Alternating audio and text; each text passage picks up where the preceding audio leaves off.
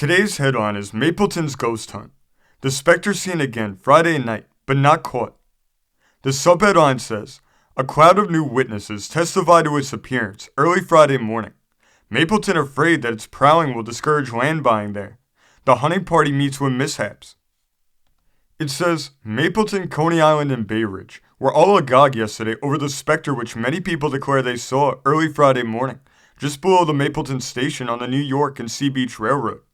A few people say they saw it yesterday morning also, and an organized hunting party, which started out at about 12 o'clock Friday night to chase it, had a great experience according to one of the party. A Sun reporter was able yesterday to find a large number of people who were on the Sea Beach train which stopped early Friday morning so as to not run over the ghost, and who have added their testimony to that given by the employees of the Sea Beach Railroad and some of the people of Bay Ridge. I roused up, Mr. Crook said, and as I did so, the train came to a standstill. Just then I heard the cry of ghosts, and looking over towards the woods, beyond the railroad station, saw what appeared to be a tall white shape just disappearing into the woods. I don't believe in ghosts, of course, and you needn't quote me as saying I saw a ghost, but I certainly saw something very strange. I believe, however, that it will be explained on natural grounds when it has been thoroughly investigated. It may have been due to a certain atmospheric condition, which I have heard will occasionally produce strange results. Motorman Bulger of the Brooklyn City Railroad, 3rd Avenue line, said he saw a crouching figure 1 minute before the engine whistle blew on the Friday morning train. Miss Lena Cliver, who lives at Bay Ridge, declared that she too saw it, and both she and Bulger described it much as engineer Mallon did to the reporter on Friday. John J. Ganger and his brother Henry, who live at 204 54th Street, Brooklyn, and own a liquor store at the foot of 65th Street, tell the following tale. Just after we had left Woodlawn on Friday morning, a girl sitting on the seat behind us said, "Look, look, look, what's that?" We both looked out, just as the engine tooted, and a minute later saw a ghostly white figure skimming along toward the woods and swamps. The girl had seen it before it crossed the railroad track.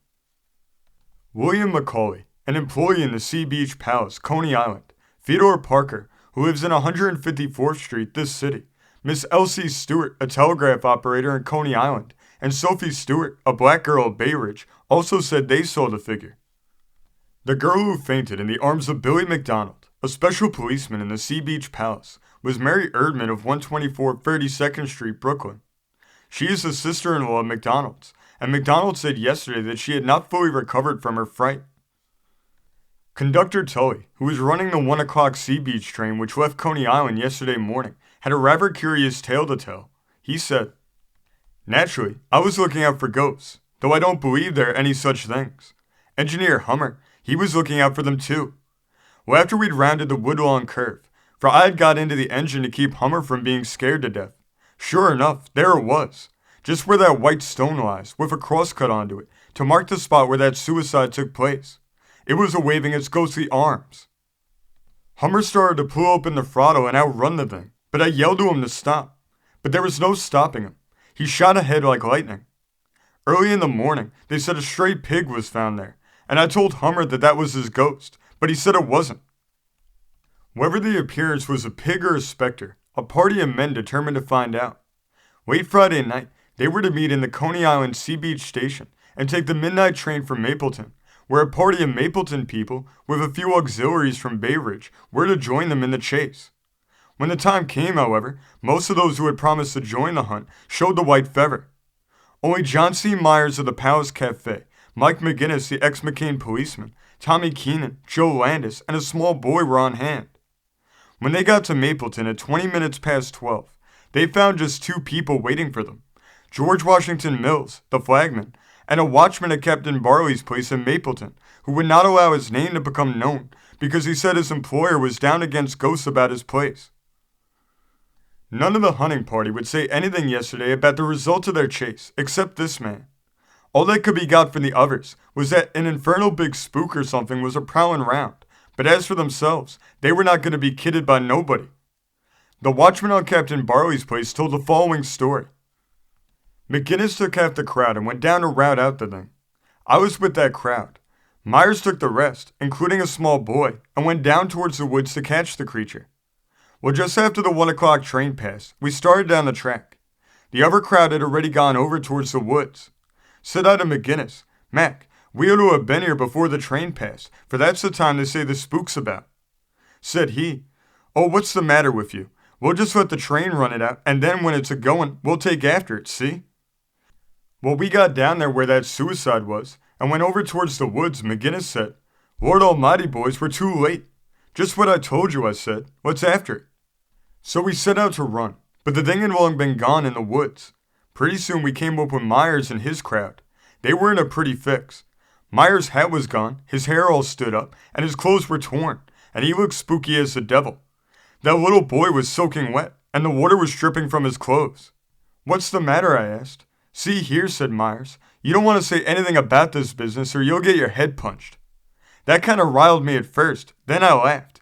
The fellows wouldn't say anything, though, till the little fellow upped and said, his teeth all chattering. We saw it coming, and that man there, pointing to Myers, he yelled, get out of the way, and they all began to run and left me behind, and I fell in a ditch that was full of water and came near getting drowned.